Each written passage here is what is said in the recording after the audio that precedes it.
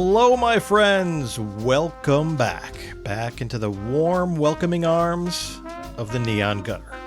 My name's Burt Cohen. Thanks for being here. Along our podcast journey thus far, we've talked a bit about how the Vegas adventures of our crew would eventually make them more than a little bit internet famous. So on today's episode, we're going to talk about how that happened, namely through their first website, tagged the world's only website, BigEmpire.com.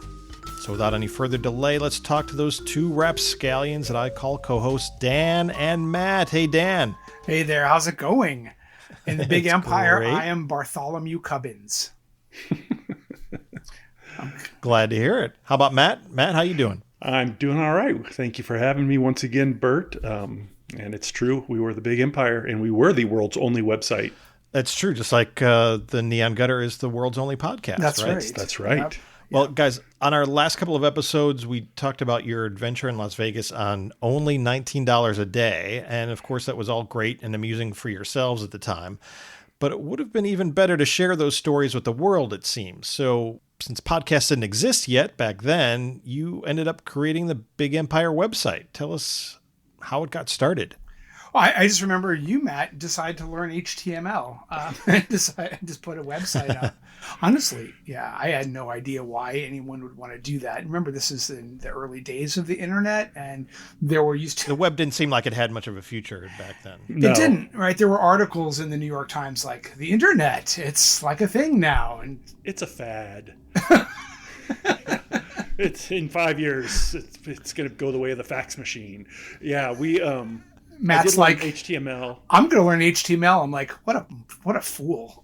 Well, we used to put out like a print zine in college, and it's like, hey, let's put this on the internet. And we were doing all sorts of different things, movie reviews, and Stinky was doing Post-it note flip books that he put on there, and Dan was doing video reviews, and we were doing all sorts of things. It's like, let's just put it all on there and see if somebody will notice it. And Yep. They did, which was pretty cool. But one of them was, all our Vegas stuff. We set up a section called Las Vegas on 25 cents a day, which was our Vegas section. And that was probably the thing that got us the most attention. That's what took off for sure.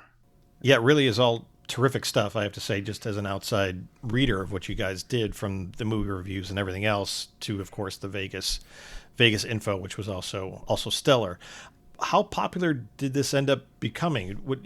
Did it hit right away? Did it take a long time before people discovered this stuff? So it did, because of the $19 a day trip. That was probably the first thing that hit for us. And I don't know how popular it ever really got, because we never looked at stats, because we didn't really care. I mean, we were mostly writing to make each other laugh and crack each other up. So I think at the peak it was about 200,000 people a month, which isn't that much. Nowadays, it's probably equivalent to an influencer who focuses on mustards or something on TikTok. But at the time it seemed big. And Which really one, though? boosted Because us- I follow a few of them, and they're very different. They're all very, very different. Yeah. Well, okay. So Dijon. Let's talk Dijon. Okay. But the thing that really launched us kind of was, back then there was no Google. So there was Yahoo, and Yahoo was the directory of the internet, not a search engine, a directory. They actually manually entered things in there. And if they thought a site was cool, they put little sunglasses next to the link to it. Oh, that's right. I remember that. We got sunglasses for our website, and so we got moved to the top of their list of Nice. Las Vegas websites, and that helped us. People saw us at the top of the list, and you didn't have to pay for anything back then. Even Yahoo hadn't figured out how to monetize it all. So just some nerd in Silicon Valley goes, "Oh, this site's funny. I'm going to put sunglasses there," and we were launched. Dan, so you weren't working on the site, like behind the scenes, programming or coding or anything. When did you get the sense that things were starting to become popular with it? I didn't know. This was also before anything like analytics. Is this your first year hearing of it? I am. This is the first time I ever heard 200,000. I believe it, because I really could see how there were a lot of followers, and we'll talk more about the people who started to find us and actually meet up with us in Las Vegas. And it was like, this is getting big, which was kind of nuts. But for me, it was just like, I'm writing material and it's going somewhere, which was a blast. And then it really structured how you would go to Las Vegas, because we would come home and write the trip reports, but eventually it was like, well, what's the trip report going to be this year, even before we went? Yeah, we had a theme before we even went. I want to just give the picture or paint the picture here of this is a time in Las Vegas where we're in sort of our early to mid 20s. Most of the people in Las Vegas are late 40s to early 60s. And like we're anomalies as these young people walking through Vegas. And not only are we walking through Vegas, but we all have notebooks and we're constantly taking notes on stuff. That's like, I don't know what other people thought of us. Like, what are they doing? Well, like Burt called us rapscallions earlier, and I think that's probably what the other people in Vegas probably called us too. Those damn rapscallions. What are they writing down? What are those notebooks? But we used to get recognized. We'd be playing somewhere, and like sometimes we'd be at the El Cortez or the Western, and there'd be someone else our age, and we're like, "How did you get here?" And they say, "Oh, we read about it on this website," and we'd be like, "That's us." It was so exciting. The first times that happened, it was like, what? Somebody actually is paying attention? Maybe the internet is here to stay. But yeah, as someone who came into it later, it was sort of exciting for me that I got to know you guys through this the same way that other people did. And then as I started hanging out with you, I remember a time at the Western playing blackjack with Stinky, and some other people were playing with us at the table, and I called him Stinky, and the woman at the table, some middle-aged woman from the Midwest, says, "Are you Stinky from the computer?" And she could not have been more thrilled if Wayne Newton had been sitting next to her. It was fantastic. Well, it was cool to be internet celebrities. Yeah, it was pretty fun. Yeah, and like when we met you and we met your friend Bob in Vegas, and you had emailed us in advance, say, "Hey, you want to meet in Vegas?" And we were always super skeptical of meeting people in Vegas because, it's kind of like that Groucho Marx thing's about you don't want to belong to any club that will have you. And it's like, what's wrong with these people that they want to meet us? And, what kind of weirdo is this? And it turned out you were one of the better ones. Yeah.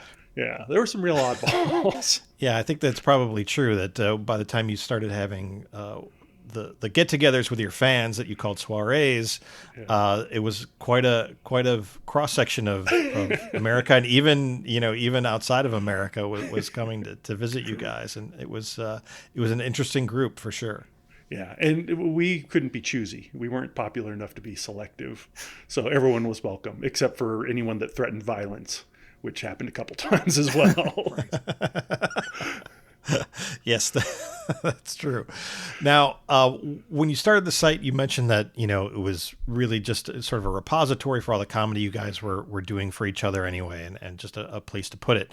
There was, you can still read it today. It's hilarious and cutting and edgy and really insightful.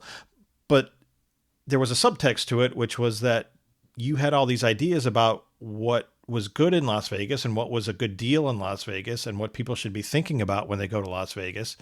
And that was always put in as sort of a message with all the Vegas stuff anyway, right? Was that a conscious subtext, or was that something that just kind of happened naturally and subconsciously? Yeah, well, the way the website is still organized, the trip reports are further down in the navigation. It's the free crap and free to see that starts it. Yeah. These things are not up to date anymore. No. That you can look back in time and what was free. But it was all about cheap eats, gambling for cheap, where the cheap tables were. Again, no more cheap tables in the city in our estimation. Yeah. But that's what we'll talk more about too. But that's like that was the foundation of this cheap aesthetic. And we were really talking about, it was advice. Well, it was also a bit, on my part at least, evangelical. It's like I felt an obligation to tell people there's a better way to do this. And I was also like probably self-righteously so, but indignant by all the other Vegas websites. I know you guys find that hard to believe. I just made a face that you can't really hear on the podcast, but I made a shocked face. So a little self-righteously like, these other Vegas websites are garbage because they're just selling you crap. And so we wanted not to do that.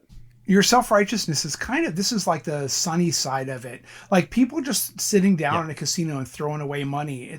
We never could understand why people would do that. It's like, if you're going to be there, you might as well if you're going to gamble, do it for 25 cents, Yeah. And not only that, but you think about the times we've had in Las Vegas. We have had so much fun in Las Vegas, so much cheaper than people that go and blow a bunch of money and don't have fun. And it's just such a much better way to do it. I know. And it takes so little, it just takes a little more effort just to think it through and you know, be willing to do the cheap things. And it is like the stories we have are the things we've done are way more fun. The things we can look back at and just fall on the floor laughing about, you know, the people we've met. You're not going to meet the most interesting people in the world at a $50 craps table at the Bellagio. You're going to meet them at a 25-cent table at the Plaza at 2 a.m. Yep. Did you have any favorite tips that you remember from the site that in terms of, you know, free crap that you could get or free meals or anything that sort of stood out as one piece of advice that really was the best? I remember just really being in love with this $2 steak dinner in the basement of Binion's. We would do that every year after midnight, steak, potato, really pretty bad quality steak, but again, young enough not to care. But we would do that every trip. I wouldn't say that steak wasn't terrible. The steak that was terrible was the Golden Nugget, that steak buffet. Yeah. The midnight steak buffet. That was horrible meat. I mean, one time I got one with a big blue stamp on it that said grade C. Well, then you know, honest to God.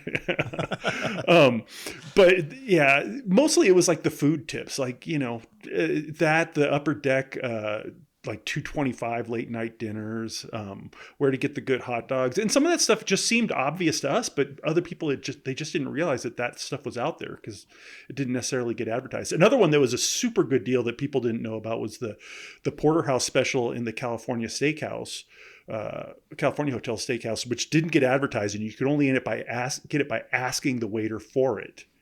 Mm-hmm. And it was like a fantastic, like a high quality meal for like $15 back then, which is a lot for us, but for a legitimate steak dinner in a steak restaurant, you know, that's just something people didn't know about. I also loved the El Cortez because their porterhouse dinner in this coffee shop, which wasn't good, but it was called Mr. Porterhouse. Yes, it was.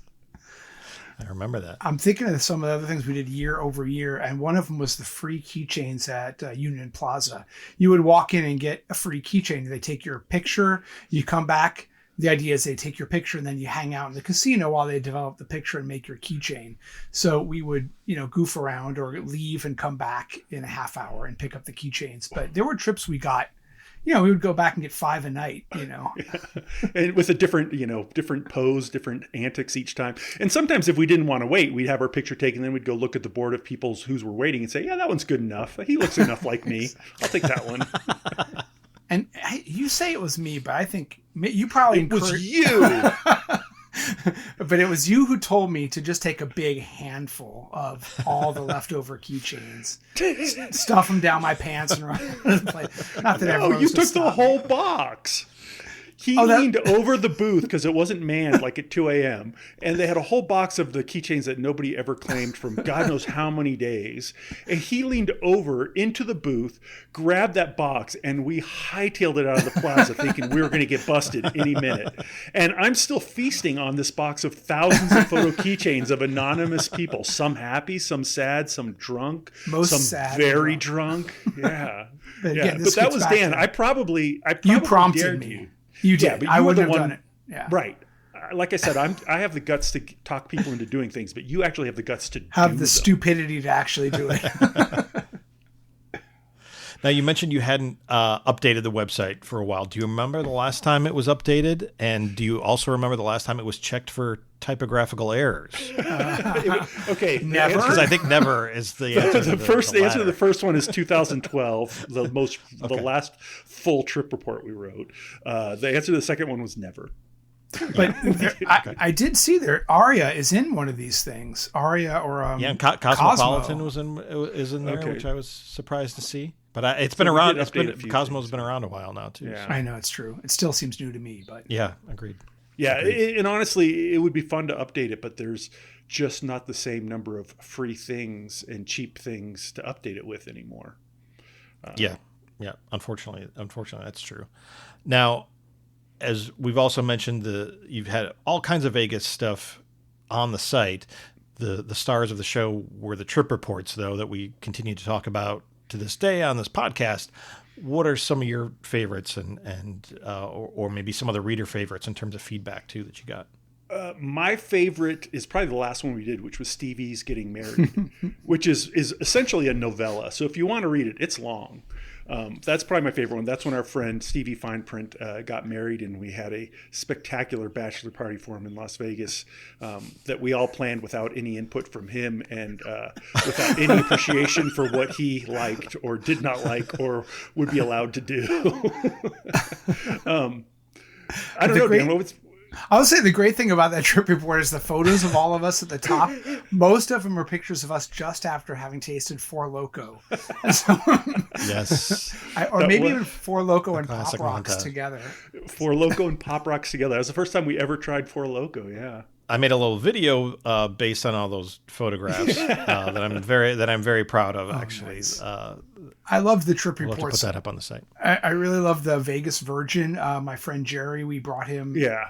And to this day, we still don't know what happened to Jerry after that trip. Yeah. But you'd have to read the trip report to find out. Yeah, and if anybody does know what happened to Jerry, please call our hotline. We'll give the phone number out at the end of the episode because we will. We'd love to hear. We do want to know what happened to Jerry. If you happen to see it. The ones that were probably the biggest hits were the $19 Day and the story about Bob Stupak. Which still is like the number 2 result if you type Bob Stupak into Google. It's like way up on there for that. I love that. Yeah. But those are probably the 2 biggest ones. And we've done the $19 Day and talked about Bob Stupak. We also have an earlier episode on our first time, and that first trip report is actually up there too. The driving out early Saturday, driving back the next day Sunday. And that has some of the images and some black and white photos from really what now feels like early Vegas. The mermaid statue outside of Bally's where they're squirting water out of their breasts. Very tasteful stuff that is unfortunately no longer in Vegas. Yeah. And I'd say there's not one trip report that I'm not proud of. I think all of them are pretty funny. And every single one of them was a collaboration of everyone that is in that trip report. That's right. We would just sit around and talk about, everyone would give what happened to them. And we'd kind of formulate how to tie it all together in a story. We'd keep track of wins and losses. And, every trip ended in those days at the Gold Spike at 2 a.m., half drunk, eating pie and recapping everything everyone went through. And that's where the trip reports came from. But if you're doing all the recapping late at night after having been drinking and having fun, how do you keep everything 100% accurate? How do you keep everything right in line with how it actually happened? We just did. That's all. Yeah. I challenge anyone to prove any element of any trip report to be not factually correct. Correct. Sometimes we edit out the line at the end that said, "And it was all a dream," but even still, dreams really do happen. So yeah, especially in Las Vegas. Sometimes we exaggerated, but what we were trying to capture was not necessarily a blow by blow, but just a feeling. A feeling of the trip of what happened. I can say for sure that if the trip report sounds chaotic, the trip was chaotic. The trip was always chaotic. That's really true. That's really true. And I will say too, like it took me a while. So you asked earlier about proofreading. It took me a while to get over the fact that it's not a little bit more polished. But we were writing it for fun, not for. And me too. I will own my mistakes. Yeah, but you guys are really, everybody involved, but especially you guys are really fantastic writers. Well, thank you. Above anything else. And so, any embellishments that may have occurred within a trip report are only for the reader's benefit, and you tackle that well.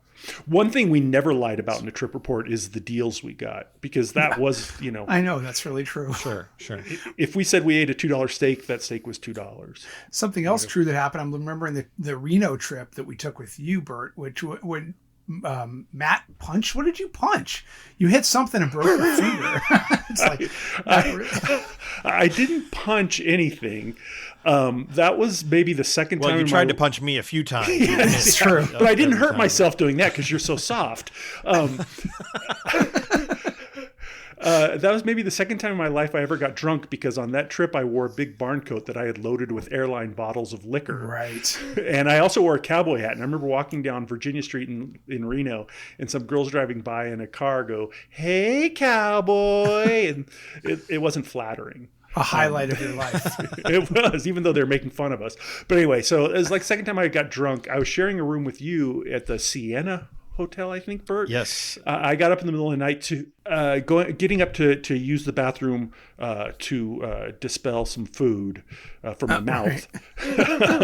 I caught my thumb on the door jamb, and I broke my thumb. It hurt for like 6 months. My advice to you: don't drink. No. Use smaller airline bottles. There you go. That's right. Smaller ones, yeah. Yeah, and it turns out, too, that some casinos are not hospitable to you bringing in your own airline bottles of liquor. Well, guys, our web SEO algorithms are telling us that this is the perfect time to sell our audience some junk, so we're going to have to take a quick break. But when we return, we'll talk more about how this group of guys that had never gotten much attention outside of dingy Kino lounges rather suddenly became noticed by not just their readers, but by the almighty media machine. We'll be right back after this.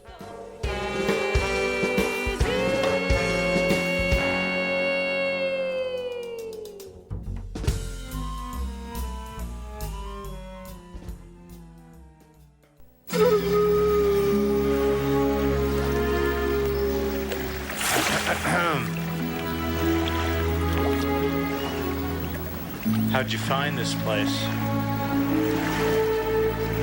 Yahoo?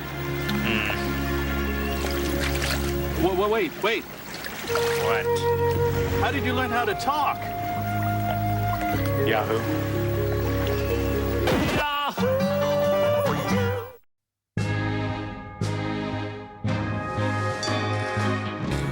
Hello, you know me. I'm world-famous toy horse handicapper Lucky Ned.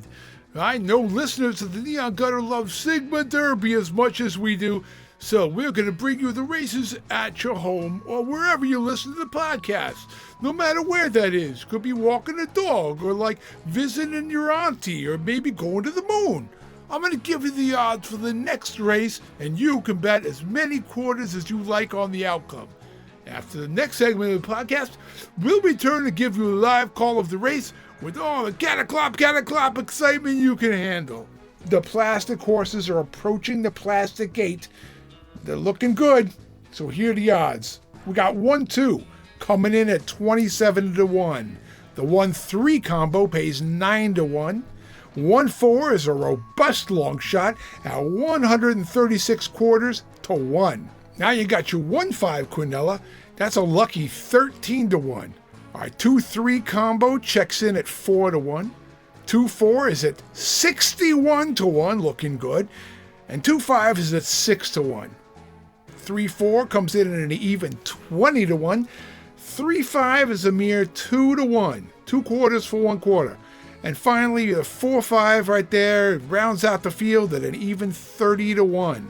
Now listen, I gotta tell you, as a professional toy horse handicapper, sometimes you go with guts and mix it up. If you listen to the podcast, you know most of the time I tell you should never bet the 2-1 combination. If you lose, you feel bad, and if you win, you feel even worse. 2 quarters is all you get. But listen to me today. I've been on a nasty losing streak, and I need to win. I need to hear the sound of quarters, even just 2 quarters clanking in the bucket. So I'm taking the 3-5 combination at 2-1. 2-1, look at those odds. I can't lose. This time it's just simple. It's math, 2-1. You're going to definitely win it. So put in a lot of quarters, bet the 3-5 at 2-1. Now I'm going to be back in the next podcast segment for a live call of the race to help you count your winnings. I'm Lucky Ned. Remember to pick the favorite this time, but also go with guts.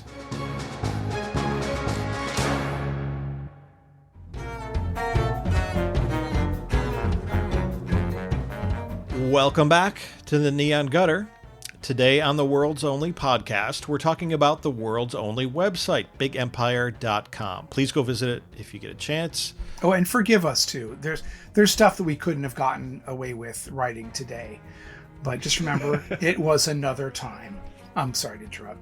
Burt, go ahead. Yeah, all the animal problem. torture, all the animal torture would not be acceptable now. But the website at the time really gave you guys a taste sort of fleeting fame. Tell us a little bit about how Fleeting? until this podcast came out. Right. Yeah. Tell us a little bit how, you went from getting sort of an interesting group of fans together to actual calls from newspapers, television, and people treating you as Las Vegas experts. How did that happen? This is your story, Matt. I know, but I honestly have no idea why they started calling us. I think, just because we were noticed and because we had a voice, I guess. I don't know. But newspapers would start calling You had us. those sunglasses on Yahoo. Yes. Right. Sunglasses on. Yeah, look, we need a good source for this story. Pick someone with sunglasses. The Washington Post, the New York Times, the Los Angeles Times actually started either quoting us or calling us. One Vegas magazine actually stole from us verbatim for their own column about Las Vegas on the cheap. Like they stole our jokes and everything.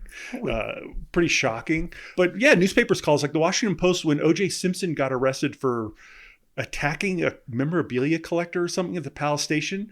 The Washington Post called us to ask us, tell us about the Palace Station. It's like, what? Okay. Well, they know how many times you've been arrested in Las Vegas, so they wanted to know what the procedure was and what's your favorite holding cell. Yeah, that's right. Well, cell 14B has the cleanest toilet, but yeah, so it was weird, and we were often quoted in the Las Vegas Review-Journal multiple times in their business section, what do you think about this Vegas, this casino being bought or this or that, and do you think they're paying a good price for the gold spike? And we were supposed to say, well, if I know, no matter what the price was, we say that sounds like too much money for us. We were looking back and noticed you were even quoted in Jackie Gaughan's obituary, essentially, in the Las Vegas newspaper. Yeah. Jackie Gaughan, the owner of the Plaza and the El Cortez, etc. Yeah. Yeah. Amazing.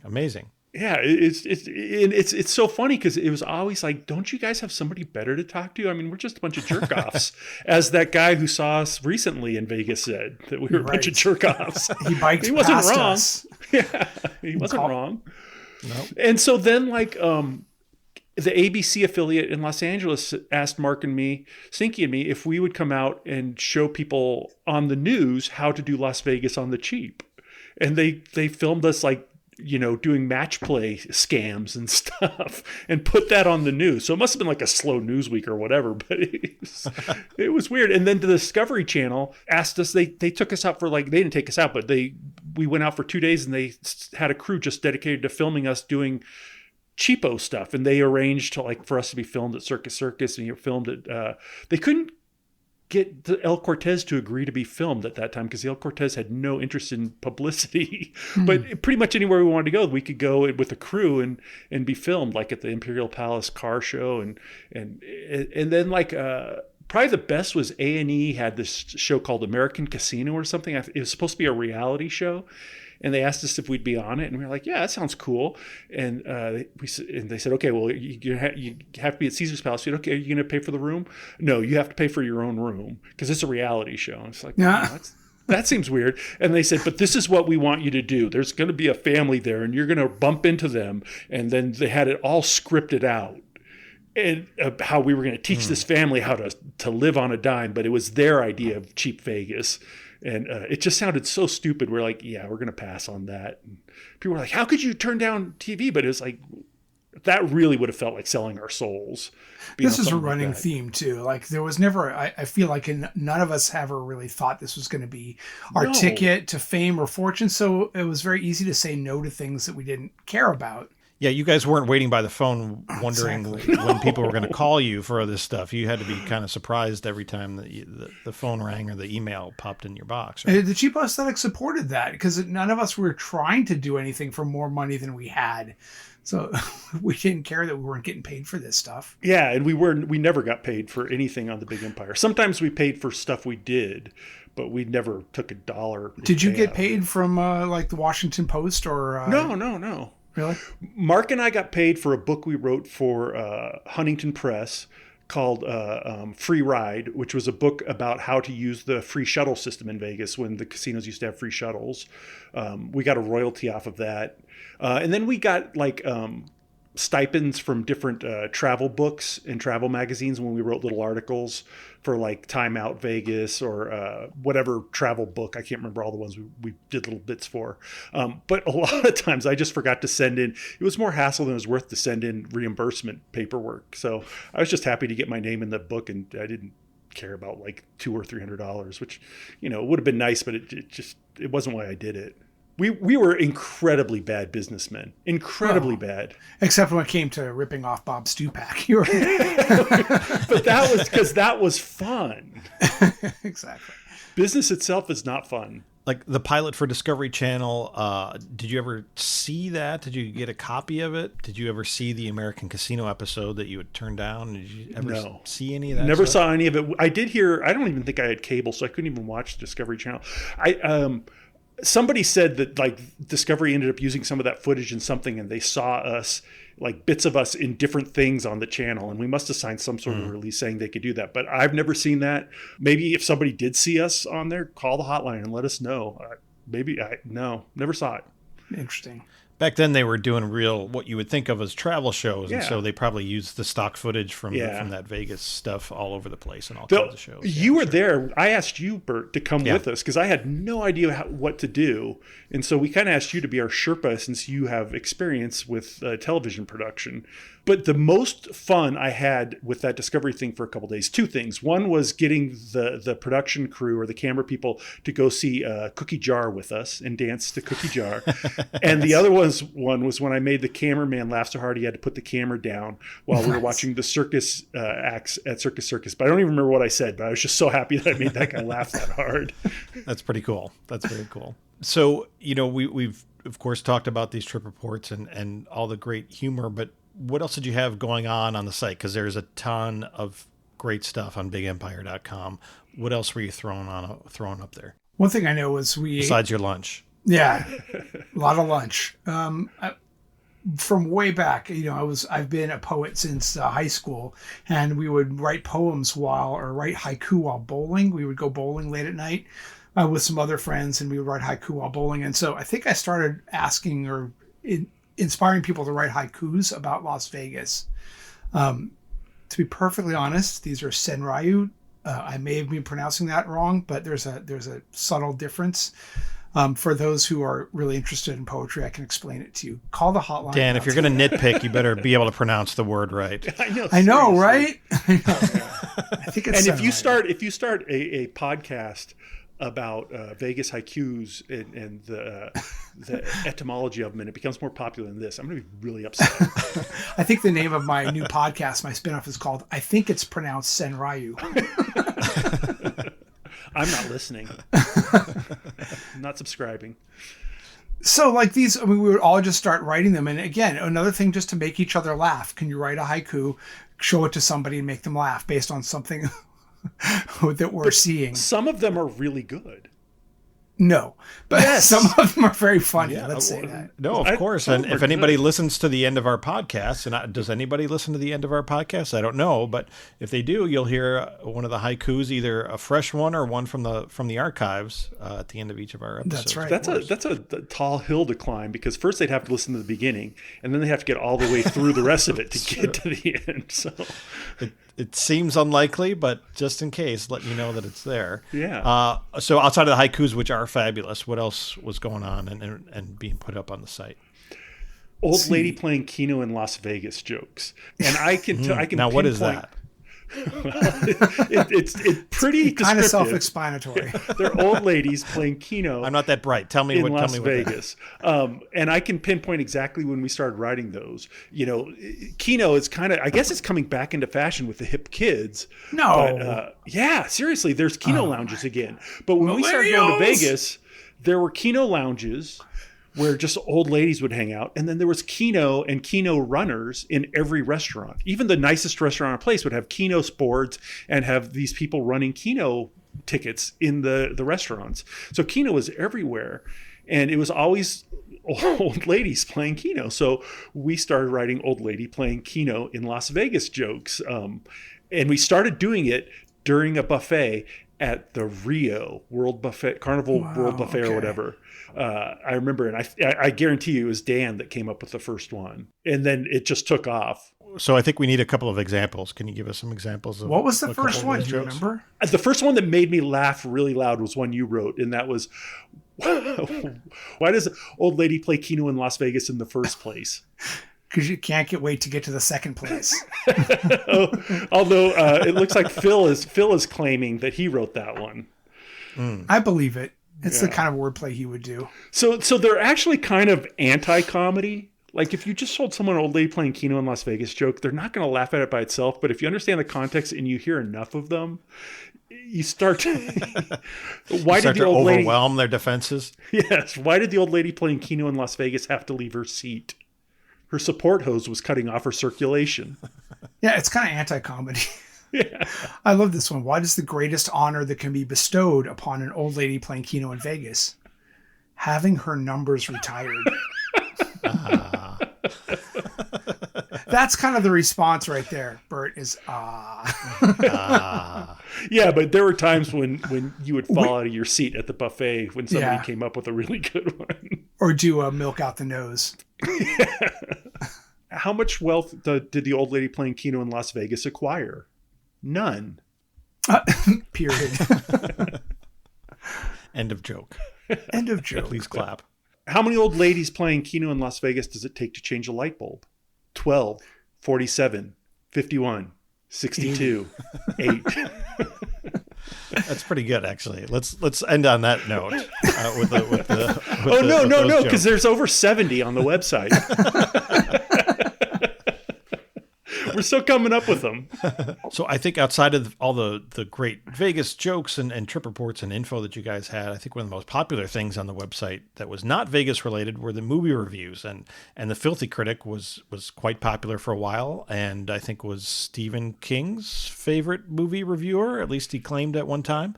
And then, Dan, you had your own movie reviews. But what was the Filthy Critic reviews all about? It was really, there was a friend of ours, Nirov, who was a roommate of mine, who I wanted to be the Filthy Critic because he genuinely was the Filthy Critic. He was a foul-mouthed, hard-drinking cynic. So I really was emulating him, but it was kind of like, hey, most movie critics are pretentious assholes. So this is going to be a blue-collar guy who reviews movies from a blue-collar perspective and gets past all the BS and talks about whether it's good or bad, whether there are boobs in the movie, and has a foul mouth and primarily tries to be funny. And I really enjoyed doing the Filthy Critic. Ultimately, you can only do the same joke for 20 years before you've explored every avenue of that joke, unless you're Rich Little, who's still doing it. But so it was just but he's still crushing it. Yeah, oh yes, he is. His Nixon is still top notch. So that was basically it. And yeah, it got a lot of attention, even though I could never get sunglasses on Yahoo with the Filthy Critic because it was too foul-mouthed. Well, you got into Rolling Stone's hot list for it was year 2000 or something like that. And they had a photo of you and a little, you dressed in costume or growling at the camera. It was great. I got to be on their hot list. That's because there's a screenwriter, a woman named Jessica Bendinger, who wrote some cheerleader movie. I can't remember the name of it now. But she was a big fan of mine, and she knew some that worked on the Rolling Stone staff and tipped them off to me and convinced them to put me in their hot issue. But from that, I actually got to be a critic for Rolling Stone for a couple years, which was pretty awesome. And again, just like, don't you guys have someone better to do this? And that was really fun. And they actually paid really well for someone who didn't know what the hell they were doing. Nice. Yeah. And then like Stephen King used to always talk about me in Entertainment Weekly, which was surreal too. Cause he had like a column in Entertainment Weekly at that time, and he put me on these lists and talk about me. And so he opened the door to a lot of people who didn't get it at all. So I'd get a lot of email from people that read Entertainment Weekly and didn't understand what I was doing at all, which was fine. Which was fine too. But yeah, that was super fun. Yeah, super successful, and very cool. And I think a lot of people were disappointed when he went away for a while. Then he came back, and people missed Filthy when he was gone. Yeah. Now, Dan, you had sort of an alter ego for your critic character. What was that all about? Good and Worsted's Video Ventures. I never got nearly as famous, but mine was always to the backhanded compliment, and everything was at least 9 stars. Every movie 9 stars, and this was all just stuff from the video. So I had much more leeway to go back and look at all kinds of stuff in the archives, old films, new films. I reviewed a porn at one point, a porno film, because I could just do anything. How many stars did that one get? I don't remember. I should look it up. Oh. I also reviewed the Maytag video for using our new Maytag washing machine. That was like a 9.5 stars. Because it was effective. The lesson here is if you want to be famous, use the F word. Yeah, I guess so. That's right. And then my wife, Amy, was Mrs. Filthy, and she did very catty reviews of The Real World, that old MTV reality show. And she was surprisingly popular. In fact, she was super popular with the producers of The Real World, who would email her and tell her how much they enjoyed how catty she was about the show. So they didn't like the people on the show either. It was great. Her reviews were great. Yeah, they were really funny. And one time we were going on a trip, and so she actually asked him, I can't watch it this week because we're going somewhere. She asked if they could send her a copy of the episode in advance, and they did, so that she would review it. So cool. It was really funny. Back then, the internet was a much smaller place, and it was much easier to get noticed, especially if you didn't have an OnlyFans account. And I know how hard it is to get an OnlyFans account up because I have very few subscribers to mine. Well, one question I wanted to ask about Mrs. Filthy was that you two guys, when you did your reviews, you had photos of yourselves in sort of a caricature kind of a thing. But Mrs. Filthy had a photograph that was definitely not your wife, Matt. So where did that photograph come from? Probably a Union Plaza keychain. Keychain, I bet it was.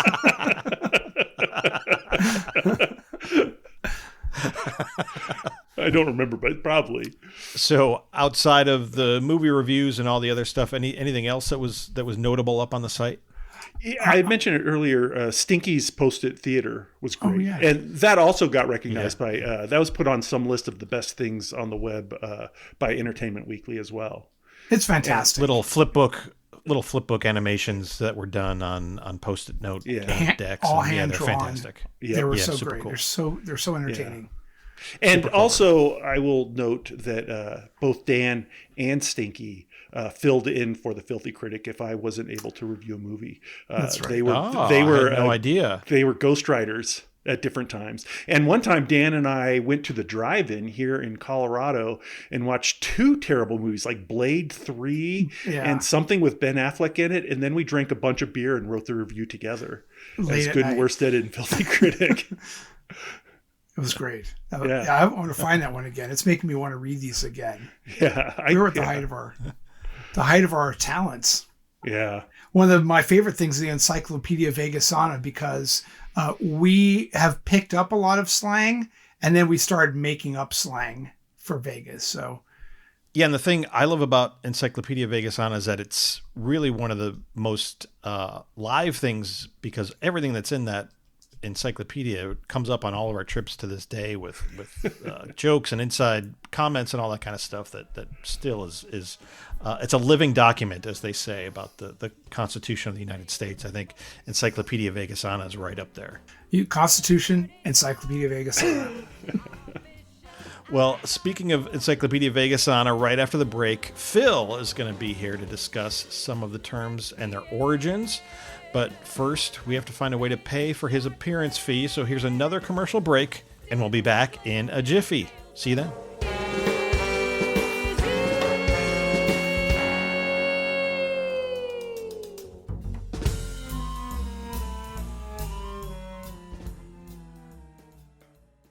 My folks make sure I get a good breakfast. Plenty of fiber and all that stuff. Also, they buy me nice school clothes. They got me a computer, a video camera, a compact disc player.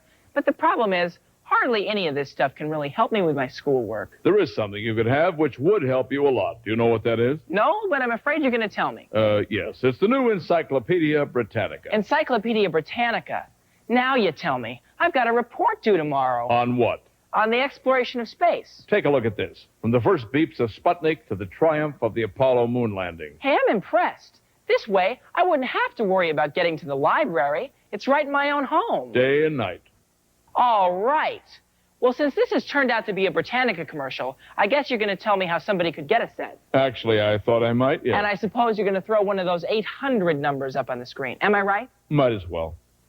And there it is. To find out how you can own the Encyclopedia Britannica, just call this toll-free number and we'll send you this free booklet telling you everything you need to know about your key to the information age. I'm typing it into my computer so I won't forget it. Good. And just for previewing Britannica in your home, your family will receive this 3-volume desk reference set. Do we get to keep it? Yes. So if you would be interested in owning the new Britannica, I'm thinking it over. just call this number. Encyclopedia Britannica, the library that never closes. I thought it was my key to the information age. It's both, actually. And now it's time for the Neon Gutters Sigma Derby Race of the Week. Ladies and gentlemen, welcome back to the Sigma Derby at the D in downtown Las Vegas, the finest track in the country. Today the track is fairly dry, which means we should see some fast times from these horses. I have chosen the 2-4. Dan has chosen the 2-3, which is a 4-1. 2-4 is a 61-1, and Burt has chosen the 1-3, which is a 9-1. And they are off, and the 1 takes a fast lead, followed by the 4. Once again, the 5 is lagging. The 3 is way in the back, but the 1 and the 4 might have an intramural lead as we come around the turn. And now we're seeing the 3 make a move from the middle of the track, but still the 1 and the 4 will lead the track. And here comes the 2, and the 5. This is going to be a photo finish. It's 1 and 3. Burt Cohen has won 9 quarters, and I have never seen him happier. Not when his children were born, not when he got married, not when he graduated from college. This might be the highlight of Burt Cohen's life. You can hear how Burt Cohen's voice is going fast. All of ours are. It's great. Hey, it's Lucky Ned again. Did you win on that race? I know I did. If you didn't, you should try to be luckier. The more you win, the luckier you are. It's a very simple mathematical formula, but not everyone understands it. Now, if you want to get more highly advanced advice on betting the toy equines, you can go to neongutter.com and download my Sigma Derby in credit system at no cost to you.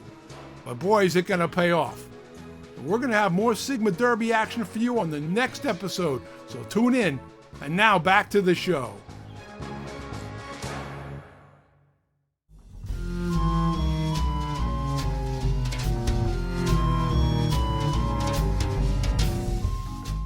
We're back in the Neon Gutter.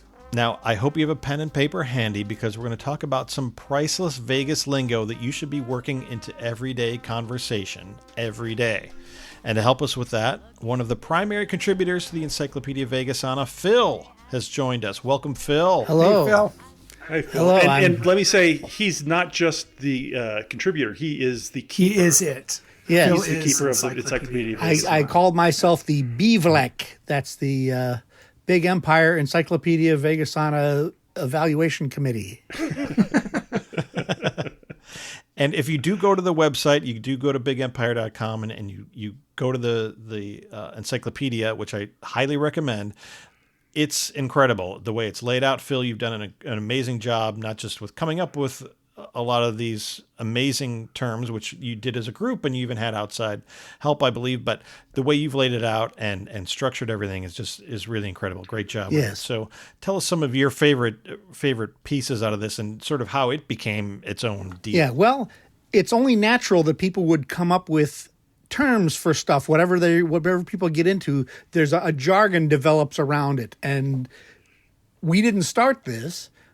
But I tried to keep track of this because there's traditional terms that people use in, with gambling terms. And I guess the first one I want to... Especially at the craps table. At the craps table, blackjack, all the gambling games, things about casinos. So the first one that comes to mind is Big Dick, which is a point. Now we're sticking to the encyclopedia, so let's keep it to This is a traditional craps term for the point or the roll of 10. Someone rolls a 10, that's a big dick, or has the point of 10, that's a big dick. And that one I mentioned can be traced all the way back to its Indo-European roots, where deck or dick was the number 10. And there's, I believe, even to this day, there's certain Scandinavian and European languages where the word for 10 is dick or deck, like deca as a prefix. If you guys remember your metric system prefixes. That's what they're talking about when they say big dick. Yes, sure. It's the number 10. yes. That's where it comes from. No other meanings behind that at all. One of the ones I came up with, which I felt absolutely needed to be mentioned, because not all of them. We have a list of all the craps rolls and various names for them. Some of which we made up, and some of which are traditional. And even if we did make them up, it's up to you, the listeners, to make them traditional. Yeah. That's right. Yes. But there's also plenty of things that have nothing specifically to do directly with gambling, like, well, I guess this one kind of does have to do, it has to do with casinos, and that is the gambient noise, which is the sound that you hear in all casinos. You just walk into that sound of the doodly bells and whistles of the slot machines going off simultaneously. I mean, if you just listen to one slot machine, then it's just that slot machine. But if you hear hundreds of them, banks of slot machines all going at the same time, and you'll notice we talk a lot about how Vegas used to be. The gambient noise has changed over time because we no longer get mixed in with the gambient noise the sound of actual metal coins clinking into a metal tray. Everything is sure. And I think that has lost something, but oh well. A lot of the machines nowadays do have a stimulated clinking sound. Yes, some of them do. Yes, you'll hear like a synthesized clinking noise. You also, gambient noise today has a lot of pop culture references in it. You might hear Batman or Friends, you hear little or pop culture stuff mix in because all the slot machines have some tie to pop culture nowadays. Yeah, that's what I was going to mention, was that back 20, 30 years ago, Wheel of Fortune slot machines were ubiquitous in every casino. And so you heard Wheel of Fortune all the time. And that was part of gambient noise for sure. And those machines aren't as prevalent anymore if they're even around at all. And you'll hear the little doo-doo-ding-ding, which they would play on. Yes, exactly. Yeah. Yes. And you'll hear other things like that too. Clips from movies and TV shows that they base the thing around. But you still recognize gambient noise. If somebody calls you, you know if they're in a casino or not. Yeah, exactly. And it's the gambient noise. You hear the gambient noise in the background. Yeah. We also have, let's see, what's another good one? Oh, Ginger's Toes, of course. That's one of those kind of mysterious ones. That refers to a roll of 9 on craps formed by a 4 and a 5. And how did it get that? Now, it is not known exactly. As some of these slang terms come up, their actual origins are not always clear. So we don't I think it's clear what Ginger's Toes of course formation are. Yeah, well that's clear. You can make the movie in your head. Some people claim that it was Ginger Rogers and she was missing a toe, and that's what made her such a great dancer. And some people say it was somebody else named Ginger, but we don't know. And as far as was it the right foot or the left foot, I don't know. These things, some of these things get lost to history, and someone else can do some research about that if they want. And if you're at a craps table and 5 and 4 comes up to you, go, oh, Ginger's Toes. Yeah, Ginger's Toes. The stick man will say Ginger's Toes. Why? Oh, exactly, because they understand that right away. They know Ginger's Ginger's Toes. You don't have to know Ginger to know what 5 or 5 and 4. You want them to roll a 9, so hey, how about a Ginger's Toes? Sure, why not? Yeah, let's get Ginger's Toes. The wealth of jokes and inside terms and jargon, like you said, Phil, at the craps table is just priceless in this list. It's absolutely priceless. But some of my favorites that make me laugh the most are some of the casino names, the alternate casino names. Yeah. It's not around anymore, but there was a casino named San Remo, and you guys called it the San Remu, which I think is fantastic. And Dan, you had a favorite too. Oh yeah, and it's still there. Slots of Fun, which you guys called Slots of Dumb. Slots of Dumb. the thing I think is most valuable about the Encyclopedia Vegas on is, like, when we started going to Vegas, and especially when we first started playing craps, everything was going over our heads, and everyone seemed so much more sophisticated and knowledgeable about the game because they knew these terms that we had no idea.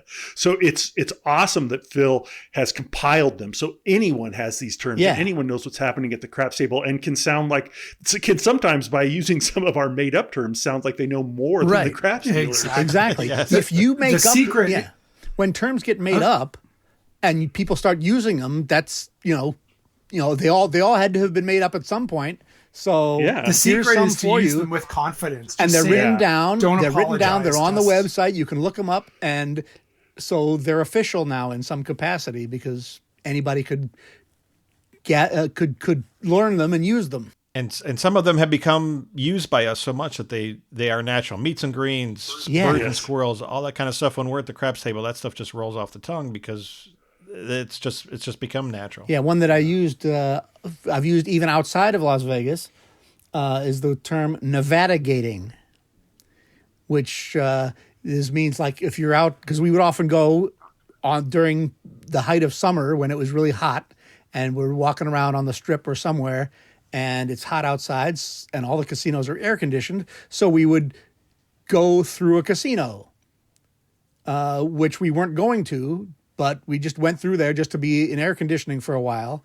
And it can often be worth it to navigate your way through a casino, an air-conditioned casino, even though it might take you an extra 5 or 10 minutes.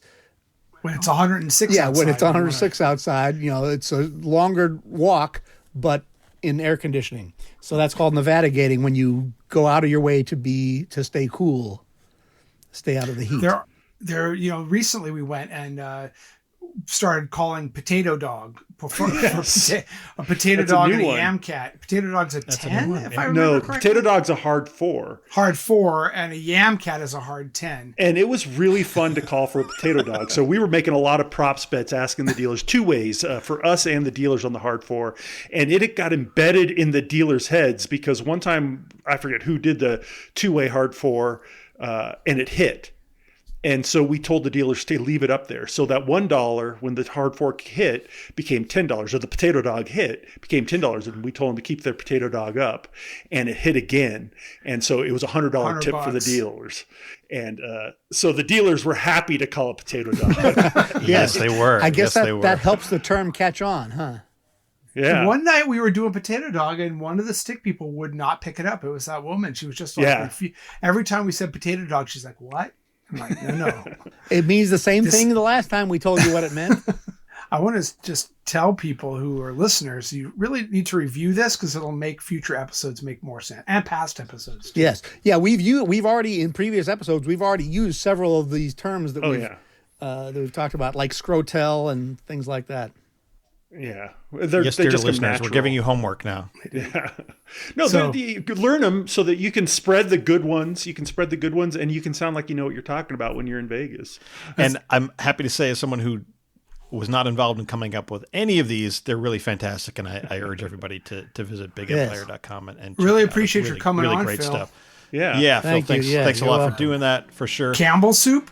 Chunky soup. Chunky soup. That's something we haven't said in a while at all, but it's still in there. Now, as we wrap things up, one thing I'm just thinking of is that we didn't get to, that's one of the most interesting parts of the website is talking about Lucky Ned.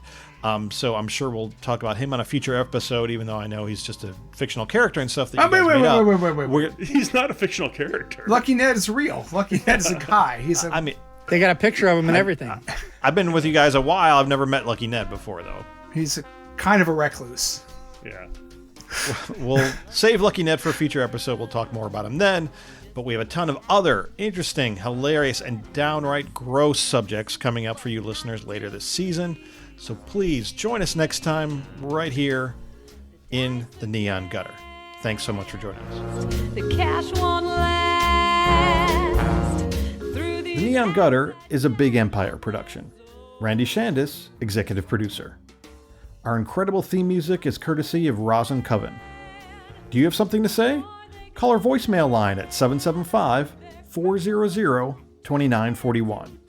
And for more episodes, vintage photographs and video, contact info, and those amazing trip reports, visit us at neongutter.com.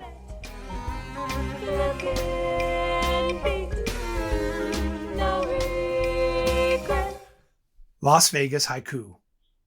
Craps at Joker's Wild comes with poetic rants from a repentant drunk.